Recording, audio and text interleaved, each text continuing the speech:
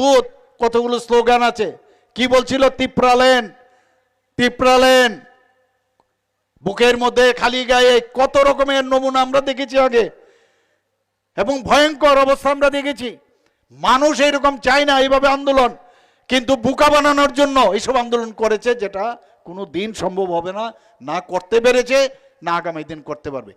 আবার আরেকটা পার্টি নতুন ভাবে আবির্ভাব হলো, বলে না না তিপ্রালেন দিয়ে হচ্ছে না, এখন গ্রেটার তিপ্রাল্যান্ড, এবং একদম পুরো চলে যাবে বাংলাদেশ, পাকিস্তান, পারলে আসাম, মানে কোথায় চলে, মিজোরাম, কোথায় চলে যাবে বলা যায় না। এখন গ্রেটার তিপ্রাল্যান্ড, কারণ আমাদের জনজাতি ভাই বোনেরা অত্যন্ত কোমলমতি। তখনই আমাদের প্রোগ্রাম থাকে, ফ্ল্যাগ ফেলে দেবে। যারা এখানে আজকে প্রোগ্রামে আসবে তাদেরকে ধমকানো চমকানো, এটা কোন ধরনের রাজনীতি? এই রাজনীতি আপনারা কি চান? আপনারা কি চান আগুন দিয়ে পুড়িয়ে দেওয়া, অগ্নিসংযোগ করা, পার্টি অফিস পুড়িয়ে দেওয়া? এ তো কমিউনিস্টরা যা করেছে, এখন মোথাও সেই একই কাজ করছে ওরা। যদি জিজ্ঞেস করি যে এটা কেন করবো না, আমরা করিনি, ও সিপিএম করেছে।